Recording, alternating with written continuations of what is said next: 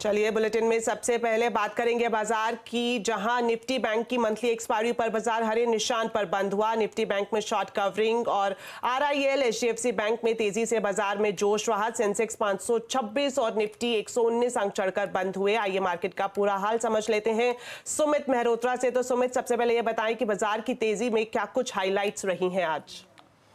देखिए, आज एक्सपायरी का दिन था तो भारतीय बाजारों के अंदर सिचुएशन वाइज देखा जाए तो एक तरफा तेजी थी पहले रिलायंस के दम पे, जहां पर एक इंटरेस्टिंग रिपोर्ट आई गोल्डमैन सैक्स की तरफ से 3400 रुपये का टारगेट दिया और उस रिपोर्ट का इंपैक्ट रहा रिलायंस में।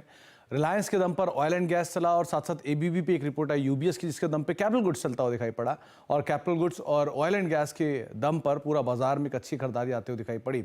लास्ट आवर में थोड़ी बहुत प्रॉफिट टेकिंग हायर लेवल से आई, लेकिन फिर भी आखिरी के कुछ मिनटों में जिस तरह से एडजस्टमेंट्स हुए उस एडजस्टमेंट का इंपैक्ट देखने को मिला कि मार्केट में ओवरऑल हरा निशानी बनता हुआ दिखाई पड़ा।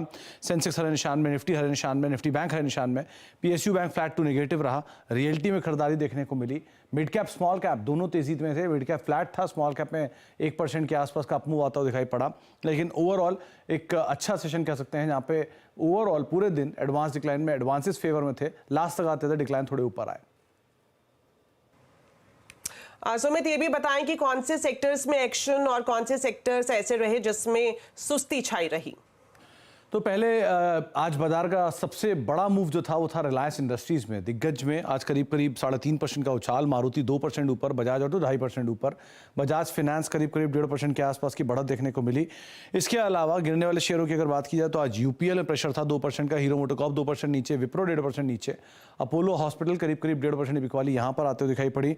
मिड कैप के बढ़ने वाले शेयरों में मैक्स हेल्थ केयर 3.5% ऊपर रहा, केपीआईटी 4.25% ऊपर रहा, एनएचपीसी और मैनकाइंड करीब 3.5-4% के आसपास की बढ़त यहां देखने को मिली। गिरने वाले शेयरों में पीबी फिनटेक आज 3% नीचे रहा, आरईसी 3.5% नीचे रहा, पीएफसी और पिरामल दोनों में 2 से 2.5% के आसपास बिकवाली देखने को मिली। एफएनओ में एबीबी आज लीड कर रहा था नंबर वो यूबीएस की रिपोर्ट के बाद 6% का उछाल, मेट्रोपोलिस 5% ऊपर, इन्फो एज और रिलायंस 3.5 से 5% की तेजी यहां देखने को मिली। और गिरने वाले शेयरों में कोलगेट पामोलिव जहां पर प्रेशर देखने को मिला, आरईसी करीब नेगेटिव में रहा। इसके अलावा पीएफसी और पिरामल, ये कुछ ऐसे नाम जहां पर सबसे ज्यादा प्रेशर आज फिर एफएनओ में आता हुआ दिखाई पड़ा। शुक्रिया सुमित पूरे मार्केट अपडेट के लिए। अब बात करते हैं ब्रोकर्स रिपोर्ट की, जिसमें आज रिलायंस और एबीबी इंडिया में शानदार तेजी देखने को मिली। डिटेल समझते हैं यतिन मोहता से। तो यतिन, ये बताएं रिलायंस पर जो जीएस की रिपोर्ट आई है उसमें क्या कुछ खास कहा गया है और शेयर का लक्ष्य क्या है।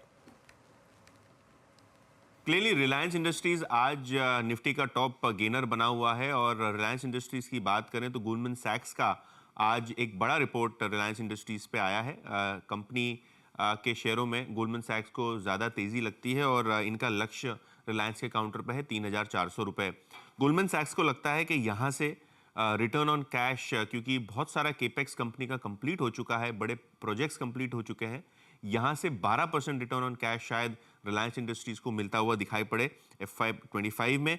एबिटा CAGR ग्रोथ यानी कंपाउंडेड ग्रोथ जो है आने वाले वित्त वर्षों में लगभग 17% तक ग्रोथ देखने को मिल सकती है रिलायंस के एबिटा में, जहां आपको अच्छी ग्रोथ दिख रही है कंसेंसस के मुकाबले।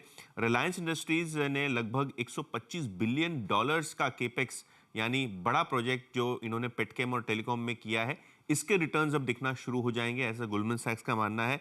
खास करके रिटेल और टेलीकॉम हायर एबिटा कंट्रीब्यूशन करेंगे, जिसके कारण रिटर्न रेशियोज आपको अच्छे बेहतर होते हुए दिखाई पड़ेंगे। और आगे जाके अगर रिटेल में सेम स्टोर सेल्स ग्रोथ ज़्यादा रहा, टेलीकॉम में ज़्यादा आपको टैरिफ हाइक आती हुई नज़र पड़ी, तो एबिटा में कंट्रीब्यूशन और बढ़ेगा, जिसके कारण रिलायंस इंडस्ट्रीज में गोल्डमैन सैक्स काफ़ी बुलिश दिखाई पड़ रहा है।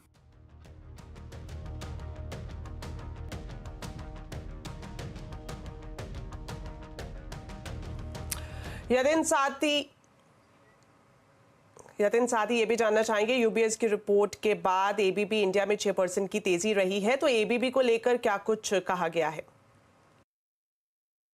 देखिए, कैपिटल गुड शेयर्स की बात करें तो आज यूबीएस का कैपिटल गुड सेक्टर पे एक रिपोर्ट आया है, जिसके अंदर एबीबी पे उन्होंने टारगेट प्राइस बढ़ाया है। इनफैक्ट इनकी खरीदारी की सलाह है। हालांकि टारगेट इन्होंने बढ़ा के लगभग 7,550 रुपये कर दिया है, जो पहले इनका 5380 रुपये के आसपास था। इनको लगता है कि क्वालिटी, इलेक्ट्रिफिकेशन और मोबिलिटी ग्रोथ के अंदर एबीबी को बहुत सारी अपॉर्चुनिटीज आने वाले वित्त वर्षों में मिलेगी। इनफैक्ट इनको लगता है कि मार्जिन्स में जो रिसेंट अपग्रेड आए हैं, उसके बावजूद कंसेंसस से उनका ज़्यादा एस्टिमेट है। इनको लगता है कि अर्निंग्स एक्सेलरेशन जो है वो इन प्लेस है और आगे जाके बहुत सारे सेगमेंट से एबीबी के अंदर ग्रोथ आती हुई नजर पड़ेगी। और इसीलिए आज यूबीएस ने लगभग 2,000 रुपये से ज़्यादा से टारगेट प्राइस बढ़ा के 7,550 रुपये कर दिया है। शुक्रिया।